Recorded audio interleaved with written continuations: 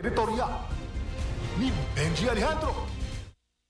Mga kaabante, kamakailan lamang po binawi ng Land Transportation Office ang lisensya ng 12 driving school sa Metro Manila. Ang dahilan? Seryosong paglabago sa regulasyon at ang ilan pa'y tinawag na kamote factory. Kaya pala may kamote riders, kamote. Sorry excuse me po. Dahil sa maling practice sa pagsasanay ng mga student drivers. Kung tutuusin, dito po natin makikita ang ugat ng problema sa atin ng mga lansangan. Maraming driver ang tila walang modo. Wala talagang modo. Binabaliwala ho ang road signs. Kung dami niya, mga drivers ng jeep, nagmamadali, yung pampubliko, hindi lahat. Marami ho, nagmamadali, kaliwat kanan, nag-overtake. Kahit ito, delikado. At lumalaga na po, dyan nagsisimula ang road rage. Hindi ba't posibleng hindi ito bunga ito ng mababang kalidad ng pagsasanay? Training, schooling, yun, di ba?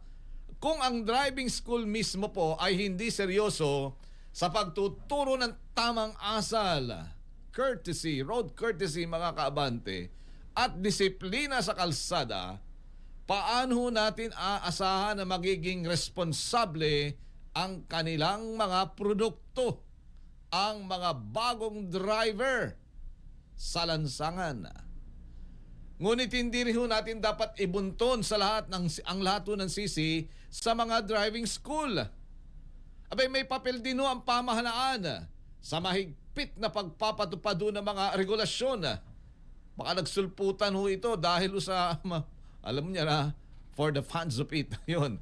Kung matagal nang may kamote factory, bakit ngayon lang sila nabigyan ng parusa? Ang ganitong kapabayaan ay nagbubunga po ng kultura ng kawalan ng pakikialam o kawalan ng pakialam sa batas trapiko. Sa kabilang banda, may pananagutan din ang bawat individual. Tayo hong mga motorista, tayo hong mga driver. Kahit gaano kahigpit ang regulasyon, kung ang driver mismo ay walang malasakit sa kapwa driver at lalo na sa mga pedestrian, walang disiplina at inuuna ang sariling interes, abay mananatili pong magulo ang ating mga kalsada.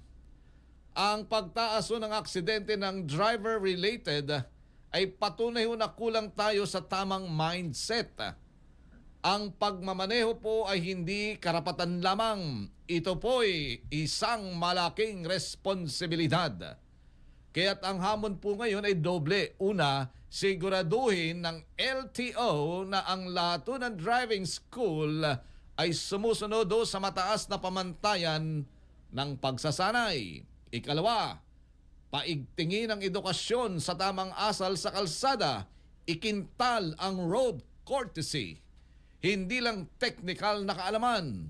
At ang panghuli mga kaabante, sa bawat driver, tandaan natin, ang manibela ay hindi po laruan. Ito'y manibela ng kaligtasan at hindi po ng kamatayan.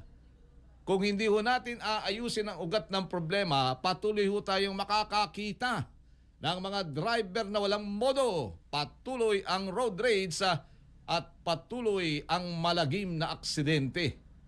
Ang tanong, hanggang kailan tayo magtitiis sa kulturang kamote sa kalsada? Walang atrasan.